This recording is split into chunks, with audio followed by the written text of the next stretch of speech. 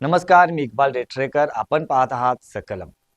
आज आपण बोलणार आहोत एका महत्त्वाच्या आणि चर्चेत असलेला विषय म्हणजे गोकुळ दूध संघावर प्रशासक येण्याची शक्यता आणि त्यामागची कारणे.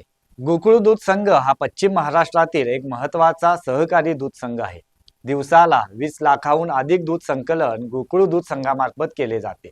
त्यामुळे लाखो शेतकऱ्यांच्या उपजीविकेचा आधार असलेल्या या संघावर आता प्रशासक येण्याची शक्यता निर्माण झाली आहे.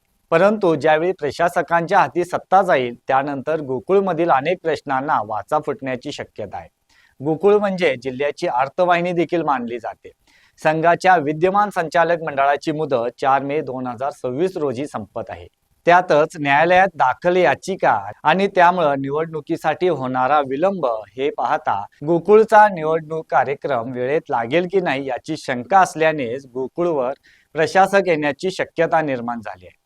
संचालक मंडळाची मुदत संपल्यानंतरही नवीन निवडणुका न झाल्यास प्रशासक नेमण्याची कार्यवाही केली जाते.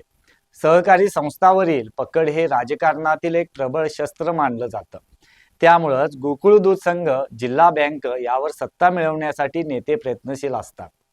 परंतु गेल्या 25 वर्षाहून अधिक काळ गोकुळवर संचालक मंडळ असतानाच आता प्रशासक नेमण्याची कारवाई होण्याची शक्यता अटळ आहे. त्याची कारणे देखील काही अशी आहेत. लेखापरीक्षणातील काही त्रुटी, त्याचबरोबर निधीचा गैरवापर होत असल्याचा आरोप प्रकाश बेलवाडे यांनी केला. यामुळे गोकुळचा कारभारच संशयाच्या भोवऱ्यात सापडला आहे. यावर वाद निर्माण झाल्यानं न्यायालयात याचिका दाखल झाल्या आहेत. त्यामुळे 4 मेच्या आत गोकुळ दूध संघाचा निवडणुकीचा कार्यक्रम लागण्याची शक्यता फारच कमी आहे. गोकुळ दूध संघ हा सहकार क्षेत्रातील एक मजबूत ब्रँड आहे. पण सध्या संघाच्या कारभारावरच अनेक प्रश्नचिन्ह उभे राहत आहेत. त्यामुळे प्रशासक नेमला जाणार का हा प्रश्न सध्या सहकाराच्या राजकारणात चर्चेत आला आहे.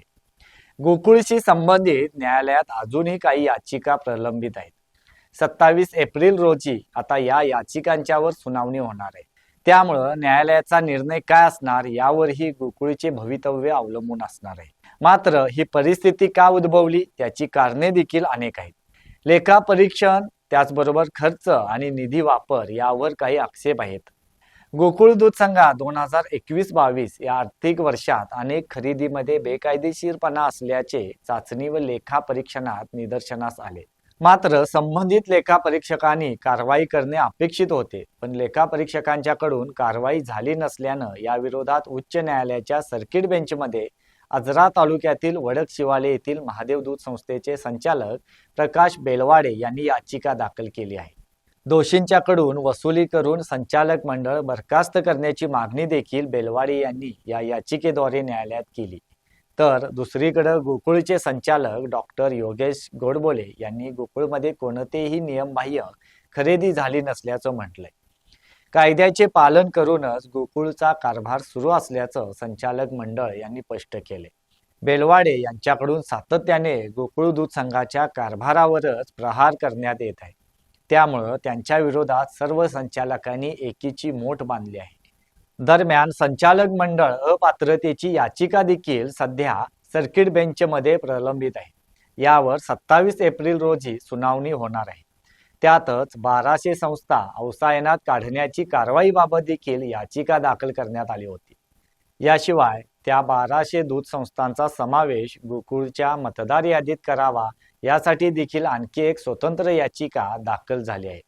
त्यामुळं गोकुळशी संबंधित अनेक याचिका सध्या उच्च न्यायालयात दाखल झाल्या आहेत. त्यामुळे या याचिकेवर सुनावणी होऊन न्यायालयाचा निर्णय काय येणार याकडे देखील लक्ष लागून आहे. मात्र न्यायालयाचा हा निकाल काय असेल यावरही गोकुळच्या निवडणुकीचे भवितव्य अवलंबून असणार आहे.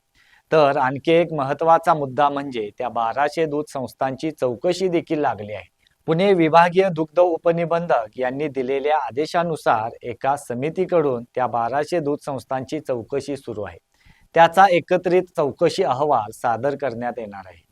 मात्र सध्या तरी विद्यमान संचालक मंडळाची मुदत 4 मे 2026 रोजी संपत आहे.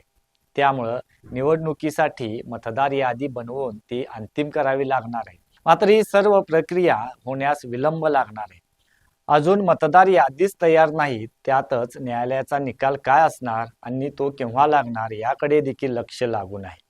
त्यामुळं गोकुळचा निवडणुकीचा कार्यक्रम लांबणीवर पडण्याची शक्यता आहे. एकूणच काय तर गोकुळवर प्रशासकांची कारवाई होणार हे आता निश्चित मानले जात आहे. त्यामुळं यापुढे निवडणुका किती लांबणार याकडे देखील जिल्ह्याचे लक्ष लागून आहे. धन्यवाद.